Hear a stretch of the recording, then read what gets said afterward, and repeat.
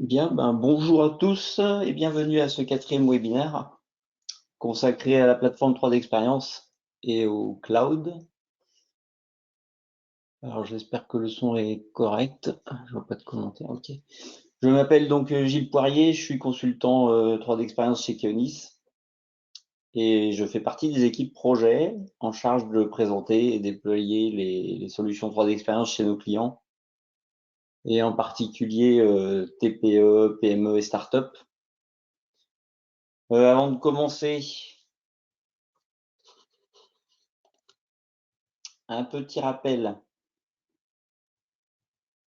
sur les 3 précédents webinaires, si vous n'avez pas pu y participer, qui étaient déjà proposés sur ce mois-ci. Ils sont tous disponibles en replay sur notre site Keolis.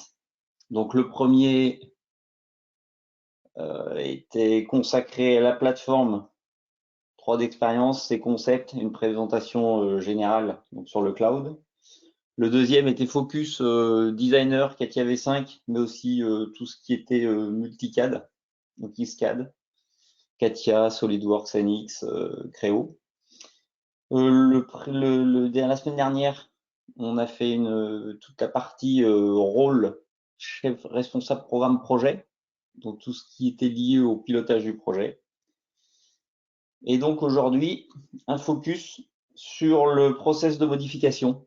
Donc on va parler de change management et les différentes alternatives proposées complètement out of the box, donc standard, sur la plateforme 3D Experience et sur le cloud. Alors je précise que tout ce qui sera présenté et illustré aujourd'hui est complètement valide, aussi fonctionnellement, sur une architecture cloud comme sur une architecture on-premise, c'est-à-dire hébergé soit chez vous, dans votre société, ou soit au travers des offres Keonis d'hébergement.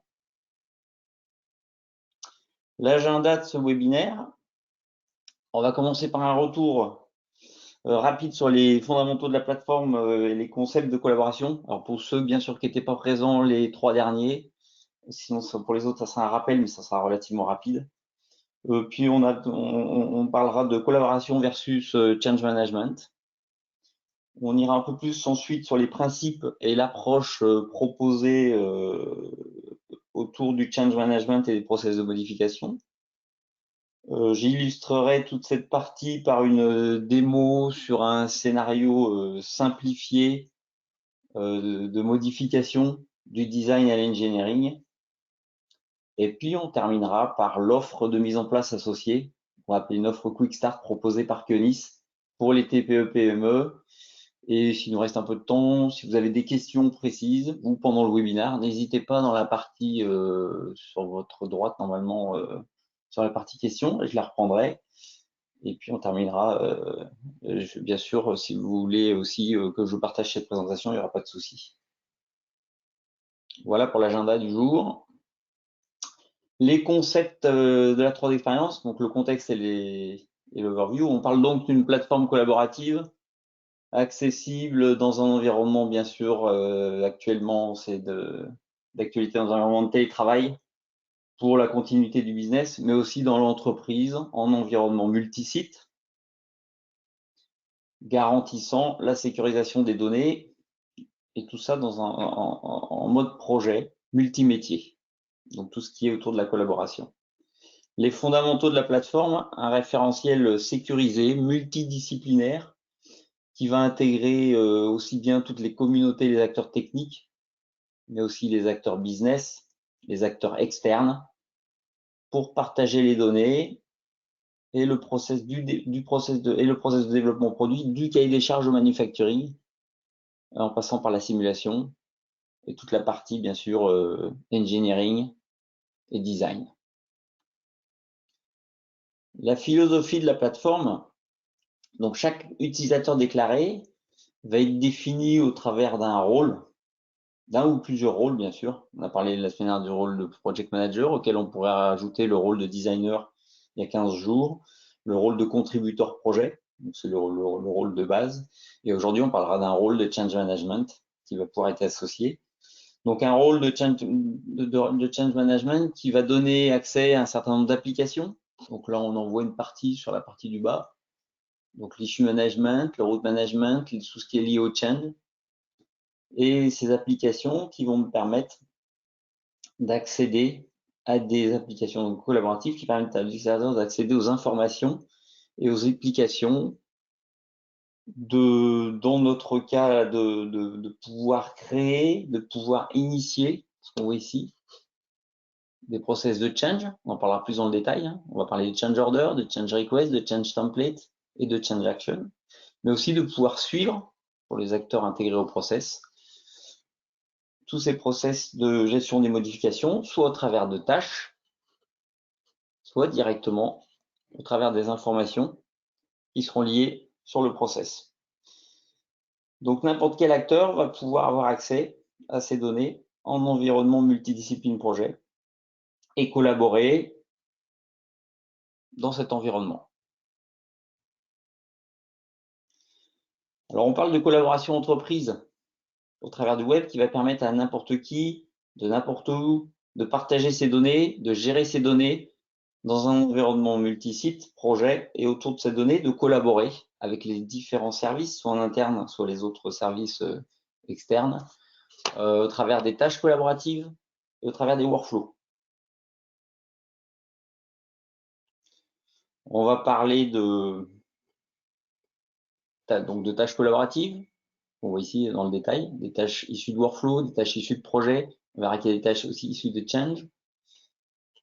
Et puis aujourd'hui, spécifiquement, de product collaboration, donc tout ce qui est lié au change management process. Et tout ça, on top de tout ça, on a donc un environnement, ce qu'on a vu la semaine dernière, un environnement de pilotage projet, de pilotage du planning, de suivi du planning, de pilotage des livrables, avec un possible impact, bien sûr, du change management, des process de modification qui vont être initiés tout au long du déroulement du projet, des impacts qui peuvent être des impacts sur les aspects planning ou sur les aspects business.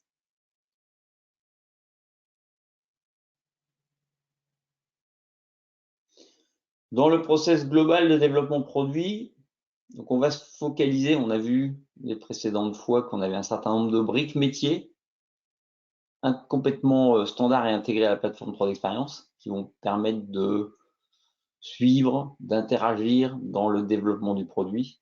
Aujourd'hui, on va se focaliser donc sur cette brique transverse multimétier, donc qui est une des briques importantes à déployer sur le périmètre du développement de produits dans le PLM et dans la plateforme 3 d'expérience. Le change management fait partie donc d'un process de gouvernance transverse qui va permettre de coordonner donc la gestion des modifications tout au long du process de développement produit, comme je l'ai dit, du RFLP, donc du requirement, en passant par l'aspect physique, donc engineering, product structure, jusqu'au manufacturing, avec en transverse toute la partie simulation. On va parler d'un process unifié, complètement unifié, c'est-à-dire complètement standard, à n'importe quelle étape du développement produit, c'est-à-dire qu'il pourra concerner, pour la partie objet impacté, n'importe quel type de données gérées dans la plateforme. Donc que ce soit des exigences, du système engineering, de la product structure.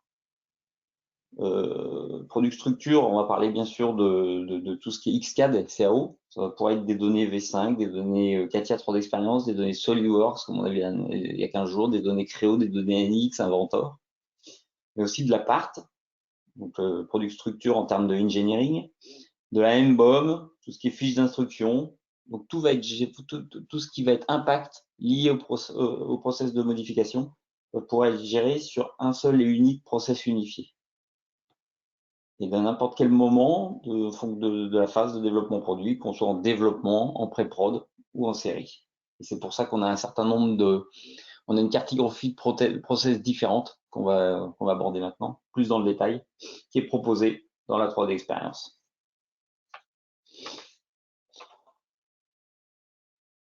Alors, si on va plus dans le détail sur l'approche et les concepts du change management, qui va initier le processus de change? bon, c'est de façon plus générique, l'initiation du change management peut venir du top management dans certains cas. Dans le cas d'une modification stratégique, ça peut être dans le cas de compétition, dans le cas de marché spécifique, dans le cas de normes applicables, ou elle peut venir aussi des équipes métiers, techniques, liées à un problème, liées à une remontée d'un client, de la production, ou suite à un changement dans le cahier des charges ou une demande de modification du donneur d'ordre. Tout l'intérêt étant de tracer cette modification avec une participation dans certains cas et une validation du steering committee, donc du management. Donc ces deux process, ces deux façons d'initier le processus de change sont bien sûr gérées complètement standard et gérées dans la plateforme.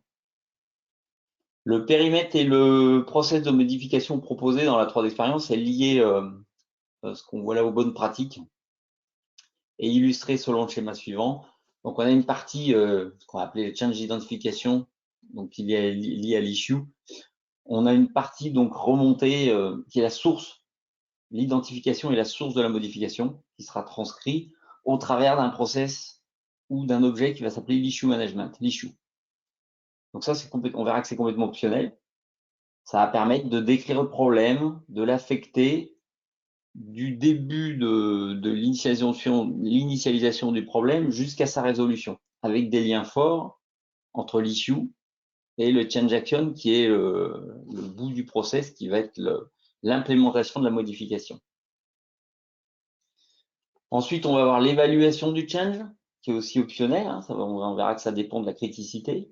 Donc, l'évaluation, si nécessaire, en fonction de l'importance du problème, avec toute la partie analyse d'impact planning, analyse d'impact budget, au travers de la change request. Ce qu'on voit ici. Et ensuite, l'ordre de modification. Donc, c'est tout, ainsi que le dispatch, ce qu'on voit ici.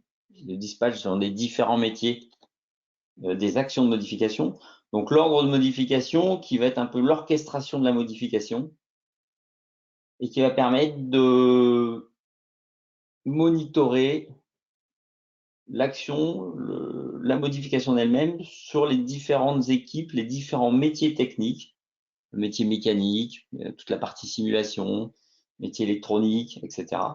Donc, le change order va être la gouvernance et les change actions vont être les réalisations des différentes actions de modification. Donc là, c'est la bonne pratique. Et maintenant, dans le détail, on va proposer out of the box, donc en standard dans la solution, aussi bien cloud que on-premise. Ce que vous voyez là, ce sont les différentes alternatives proposées qui vous permettent d'avoir donc une certaine flexibilité.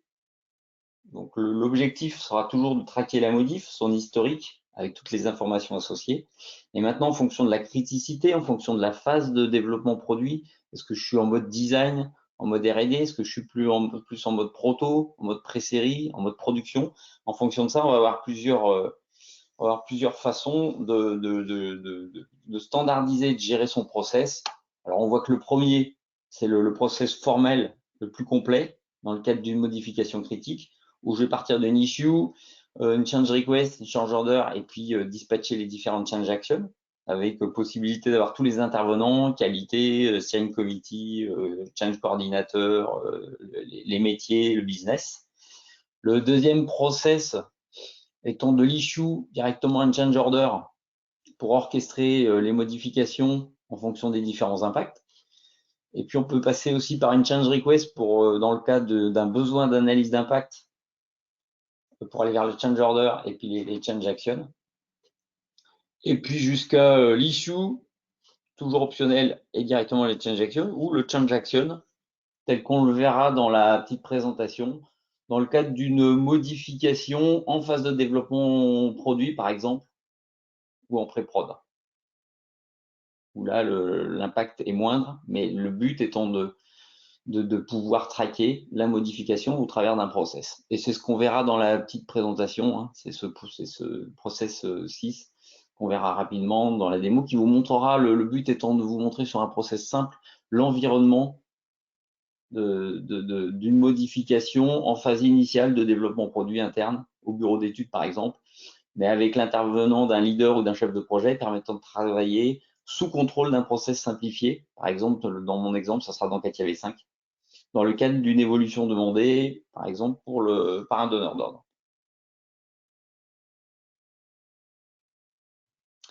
Un exemple d'application pour une pièce, on est sur une pièce qui évolue d'un indice 1, une révision 1 validée en révision 2. Alors attention, le change process n'est pas un prérequis pour faire évoluer une pièce d'une révision A à une révision B, d'une révision 1 ou d'une révision 2. Là, le but est de pouvoir tracer cette modif au travers d'un process et donc sous le contrôle d'un change. Une modification, par exemple, importante. Dans le cadre, alors là, pour le premier cas, en process standalone change action, dans une phase de développement. Donc l'objectif, comme je le disais, de tracer et d'avoir l'ensemble des acteurs qui ont validé cette modification et cette prise de révision. Dans le cas 2, par l'orchestration du process d'un change order, si l'impact est multimétier, typiquement, l'impact de cette modification, de cette prise de révision va être sur l'aspect design, mais va pouvoir aussi déborder sur l'aspect manufacturing. Donc, je vais avoir plusieurs change actions qui vont aboutir à la modification de cette pièce, aussi bien design, plan que fabrication. Donc là, je vais passer par un change order pour orchestrer les change actions. Et le troisième, c'est si l'impact est fort côté business, on verra un certain nombre d'options. Je vais passer par une change request, identification de l'impact et la décision des change orders et des différentes change actions.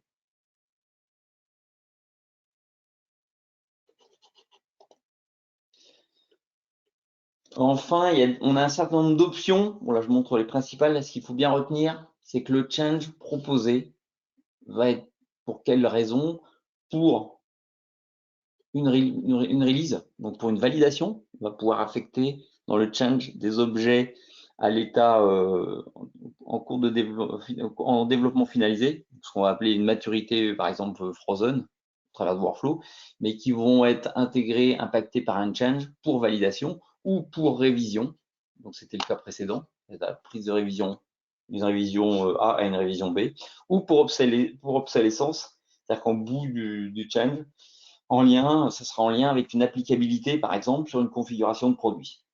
Donc ça, c'est les différentes options proposées à la création du change. Enfin, pour cadrer, pour standardiser la méthodologie, c'est clair qu'on va vous pousser pendant les workshops à standardiser votre process de change, les différentes alternatives possibles, de pouvoir les standardiser par rapport à votre process, à votre façon de travailler actuelle. Et tout ça, on le fera au travers de modèles de change qu'on va mettre en place. Donc, tout l'intérêt, on a parlé de modèle de projet la semaine dernière, là on parle de modèle de change management. Ça étant typiquement dans le cadre de multi-sites, de BU, de business units différentes ou de produits différents, de pouvoir standardiser votre process de change et l'initiateur va pouvoir choisir un des modèles de change qui va intégrer d'ailleurs des modèles de route et de diffusion, donc de workflow, de validation. Typiquement, une change request va pouvoir intégrer une liste d'acteurs pour la validation du change request, qui va pouvoir être un workflow typique du steering committee avec une liste de diffusion standard. Donc tout ça n'est pas obligatoirement standardisé, mais peut l'être au travers de ces modèles de change management.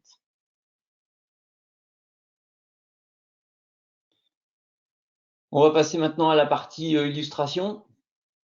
Donc un petit scénario simple qui va être au travers, bon, je vais lancer la vidéo, le scénario est intégré à la présentation.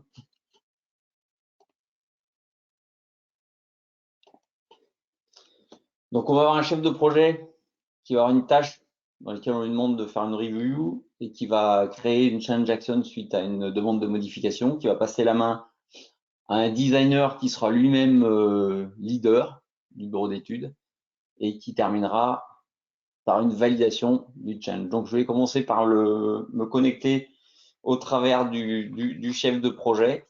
Donc tout ça, le but, c'est vous présenter quelque chose de simple, l'environnement. Donc le chef de projet, comme vous l'avez vu la semaine dernière, soit un certain nombre dans son tableau de bord des tâches, une tâche dans lesquels il a un certain nombre de documents rattachés et on lui demande de revoir une modification, une demande de modification qui vient par exemple du manufacturing. Donc là, il a la possibilité de façon simplifiée sur son tableau de bord d'avoir une revue, d'accéder à une design review sous forme de slide. Cette design review qui a été faite complètement à travers de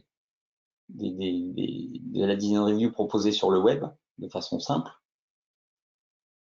Et il va pouvoir revoir la modif dans le détail, la demande faite directement dans cette tâche où on lui demande de faire une modification correspondant à une configuration d'un véhicule 4 roues motrices, dans cet exemple-là, donc sur un raidisseur.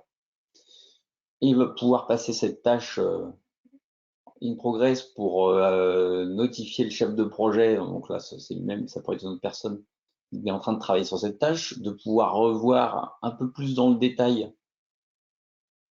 la modification qui est demandée, donc la modification du raidisseur. Donc là, on fait plus, c'est plus le mode de naviguer, visualiser les documents rattachés à une tâche, qui peuvent être une product structure, qui peuvent être un document issu d'une simulation, qui peuvent être dans le cas des documents issus d'une design review. C'est un peu l'environnement de chaque utilisateur de la 3D Experience.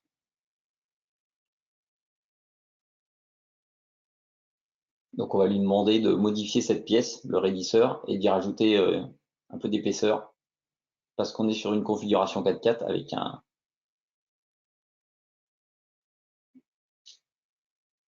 Voilà, donc il a fait cette revue.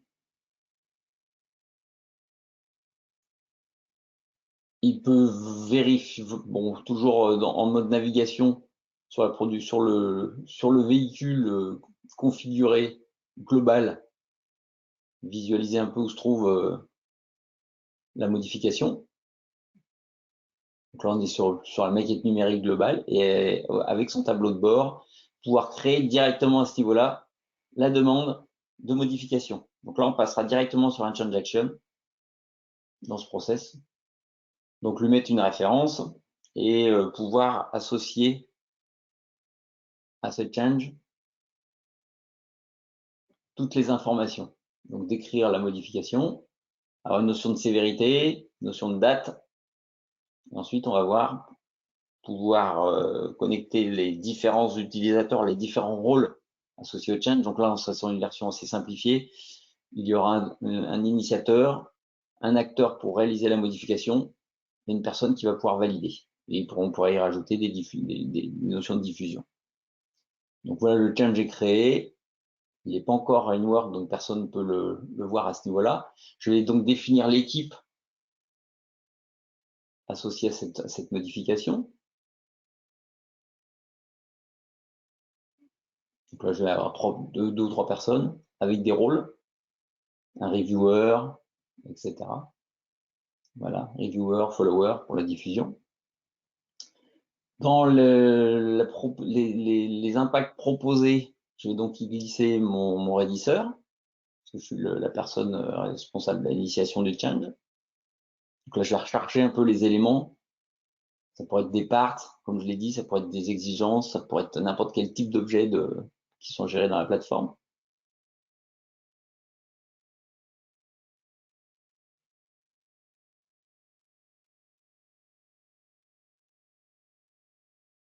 Voilà, donc dans les modifications réalisées, là ça va se mettre à jour un peu plus tard. Le référentiel va être l'un, par exemple, l'un des documents qui décrit, qu'on m'a proposé dans ma tâche, et qui décrit la modification demandée, donc issu de la design review par exemple, un cahier des charges.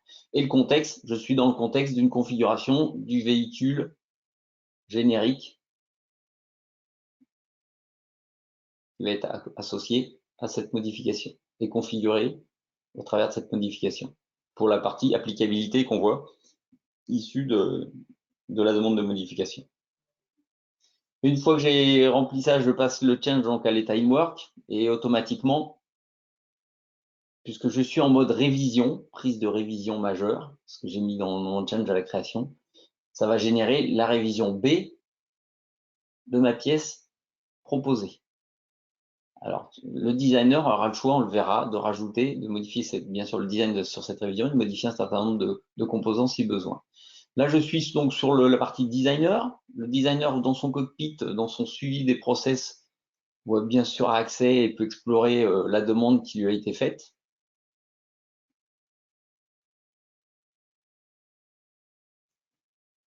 Il peut visualiser directement, à travers son browser, la part qui lui est proposée de modifier, avant de la charger, bien sûr, dans son outil de CAO préféré. Ça pourrait être du CATIA 3 d'expérience, n'importe quel type de CAO. Donc, je vais naviguer sur ma part, toujours avoir accès aussi au véhicule, donc au codex, visualiser le document dans un autre player, pouvoir accès au document, à tout ce qui est simulation, à tout ce qui est design review associé.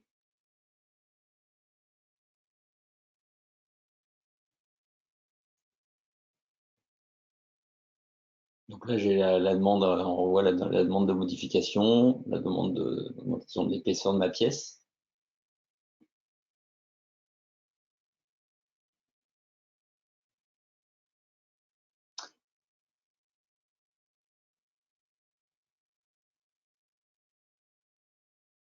Et le contexte, je peux charger directement dans ma product structure le véhicule complet, donc ce qui a été proposé en contexte, pouvoir avoir sa nomenclature sur la gauche et la vue 3D sur la droite, permettant de filtrer dans cette product structure, voir les liens qui sont potentiellement sur cette pièce ou sur le véhicule. Donc là, je vois que j'ai des liens avec du manufacturing, par exemple, dans cet exemple. Donc sur la product structure, tel que je le disais tout à l'heure, on est vraiment sur la nomenclature globale, les assemblages, sous-assemblages du véhicule. On va pouvoir filtrer et tel que je vous l'avais présenté lors du deuxième webinaire, donc c'est ce que je fais là, je filtre et je vais pouvoir ouvrir soit du web ici directement dans mon outil CAO associé pour faire la modification, soit je pourrais très bien lancer Katia, me connecter au web, au travers du web à la plateforme et rechercher la référence de la pièce à modifier. Là, c'est complètement de la méthodologie et un choix. Voilà, donc là, je montre juste les liens qu'il peut y avoir entre les différentes pièces, possibilités. Je pourrais voir le plan. Là, je vois que j'ai du PPR, donc du manufacturing associé. Donc, il y aura sûrement un impact à proposer côté manuf. Donc, je parle de ma product structure. Sous contrôle du change, c'est ce qu'on voit bien la petite casquette qui devient jaune, c'est que je vais faire une modification sous contrôle du change qui m'a été proposé par le chef de projet.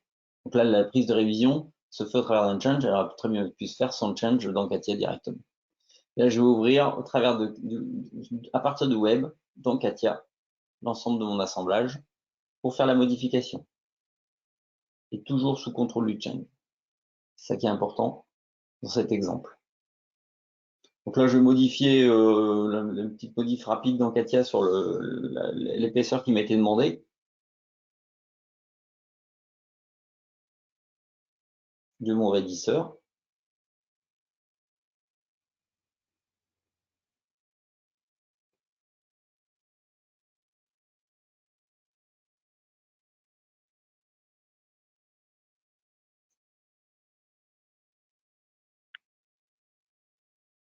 Voilà, j'ai identifié le raidisseur. Je vais pouvoir modifier la thickness. Elle passer de 0,7 à 1 comme demandé dans la design review. Remettre à jour et republier.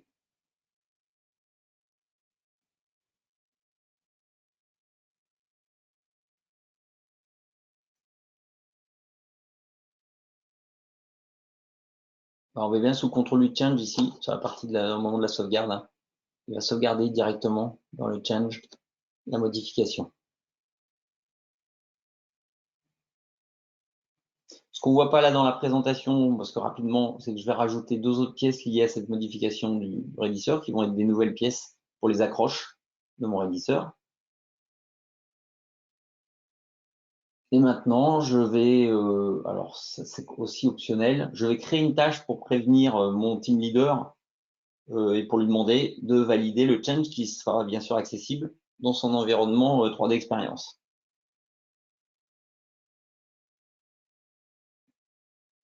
Donc c'est un workflow, une tâche qui va être au-dessus du change, uniquement pour proposer au team leader de pouvoir valider cette de modification dans l'heure qui est urgente. Donc, on fait un mix des tâches avec processus de change. Et je vais y affecter mon team leader. Ça aurait pu être une personne de la simulation pour un deuxième impact au niveau d'un deuxième CA. Et là, on fait quelque chose d'assez rapide, donc quelque chose d'assez simple.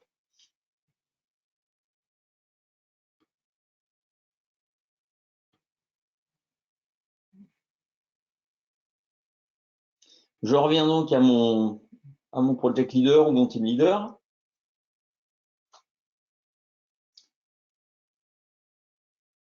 Avec la tâche que j'ai reçue, qui me demande d'approuver le process, dans lequel je retrouve les livrables, je retrouve bien sûr la demande, la criticité, la date, et puis surtout pouvoir visualiser directement le livrable. Donc je mets ça dans mon tableau de bord en cours pour prévenir éventuellement chef de projet. Je vais pouvoir, pareil, la même façon que tout à l'heure, explorer le process de modification, voir les modifications réalisées. Donc on retrouve la partie modifiée en Frozen, plus 2 nouvelles pièces associées, qui sont les time work pour l'une. Donc ça, ce sont toutes les modifications réalisées par rapport à ce qui avait été proposé par le designer. En amont du change, je vais pouvoir naviguer dans la product structure, même si je n'ai pas Katia. C'est une possibilité avec la visualisation associée ou n'importe quel CAO, de pouvoir modifier les états de maturité des différentes pièces, puisque je suis le leader. Je vais pouvoir les passer à l'état frozen, tout ça dans le contexte de mon change, comme on le voit ici. Donc ça, c'est avec les applications de cycle de vie. Je suis le responsable du bureau d'études. Et pour tout ce qui est nouvelles pièces, pouvoir les passer à l'état frozen. Donc ça, c'est du cycle de vie purement, gestion de maturité, en dehors du process de change. Dans mon change, tout est à l'état frozen et je vais passer en demande d'approbation.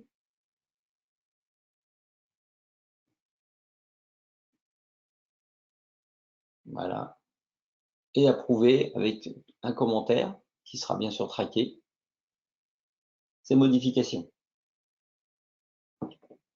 Automatiquement, le fait d'approuver les modifications va basculer le statut de toutes les données modifiées à l'état release, donc applicable pour la configuration donnée qui est proposée dans le contexte. Et mon change est validé. Et je vais finir par créer une tâche. Bon, ça, c'est plus pour la petite histoire. Une nouvelle tâche. Donc, la tâche, ça, si on pilote le projet, va être validé dans le planning projet. Le change approuvé. Et je vais créer une tâche pour la petite histoire pour le manufacturing, puisqu'on a vu qu'il y avait un impact sur le PPR, donc sur tout ce qui est process, de pouvoir vérifier que la modification n'a pas d'impact sur tout ce qui est fabrication. Donc ça, c'est plus s'il y avait une suite côté manufacturing.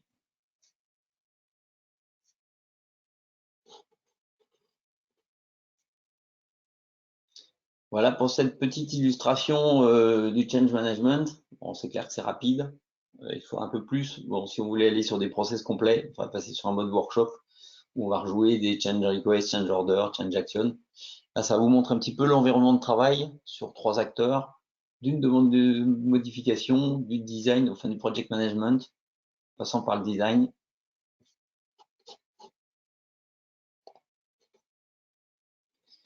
Et qui pourrait se continuer au manufacturing.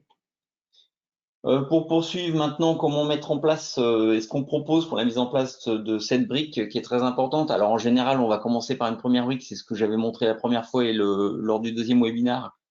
Ça pourrait être tout ce qui est gestion et du dossier technique complet.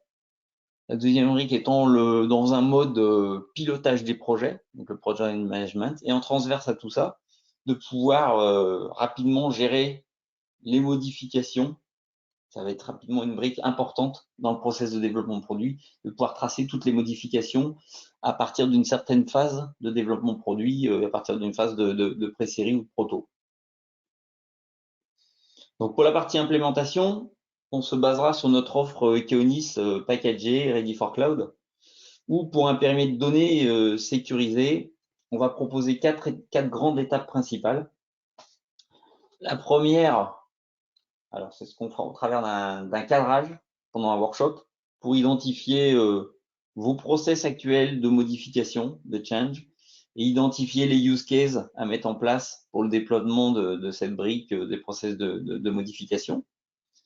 Ensuite, on va avoir une partie configuration standard sur la plateforme.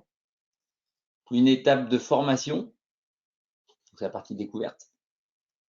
Une étape de formation standard sur le change tel que je vous l'ai présenté, sur les différentes options et différentes alternatives proposées. Et ensuite, la plus importante, l'étape de démonstrateur sur la base de vos use cases, qui va nous permettre de rejouer les différents, déjà de gérer la standardisation et de créer les templates de change, si bien sûr vous le souhaitez, et ensuite de pouvoir rejouer les différents process de change avant la partie déploiement des key users vers l'ensemble des acteurs, puisque bien sûr le change management va toucher un certain nombre d'acteurs de l'entreprise, le design, l'engineering, mais aussi tout ce qui est business, project management, quality, et les différents services connexes de l'entreprise en fonction de la criticité de la modification.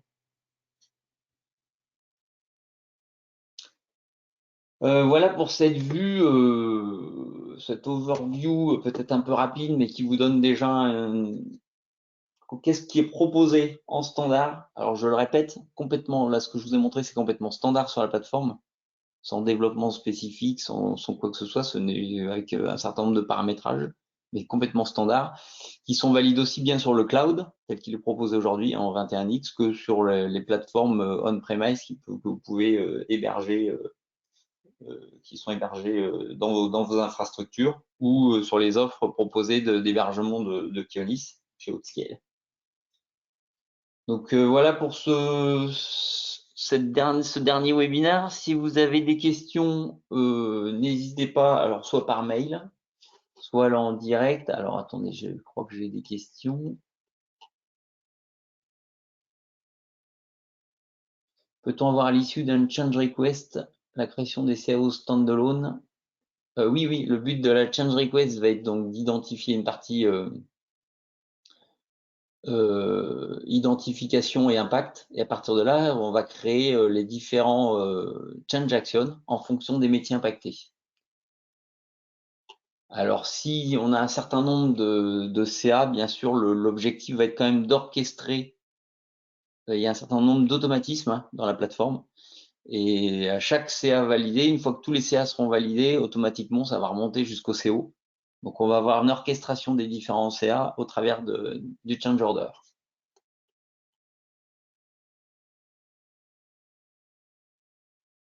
Et on a, oui, je ne l'ai pas montré, c'est complètement standard ça. On a la possibilité de générer un document de synthèse. Alors, c'est un document HTML qu'on pourrait très bien sauvegarder sous forme d'un PDF. Une synthèse des différents états, des différents, un summarize, enfin un résumé de tout ce qui s'est passé pendant le change.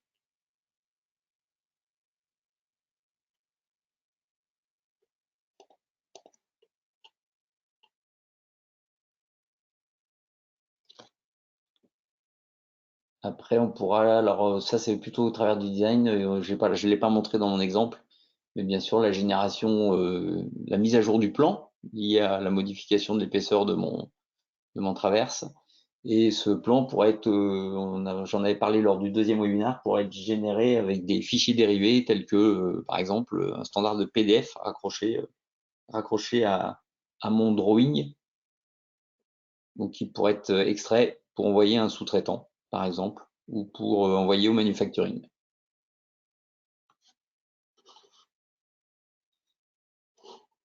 A priori, je n'ai pas d'autres questions. En tout cas, merci pour votre participation. N'hésitez pas, voilà, à ces quatre sujets liés à la 3D expérience, à la plateforme collaborative et au cloud. N'hésitez pas à m'envoyer un petit mail. Encore une fois, il y a mon mail en bas. Si vous avez des sujets précis, sujets métiers, et qui vous intéresseraient lors d'un webinaire futur de 30 minutes, 40 minutes, tel qu'on le fait actuellement. C'est la bonne période et n'hésitez pas s'il y a des sujets précis qui n'ont pas été abordés actuellement sur ces 4 webinaires, sur les autres côté simulation. Je crois qu'il y en a à suivre ce matin d'ailleurs, dans une demi-heure. N'hésitez pas à m'envoyer un petit mail et on pourra prévoir ça dans les semaines futures. Et encore merci. Et pareil, si je le répète, si vous souhaitez la présentation, m'envoyez aussi un petit mail et je vous l'enverrai par retour. Encore merci pour votre participation et bonne journée. Et à très bientôt, soit chez vous, soit à travers d'un webinaire. Au revoir.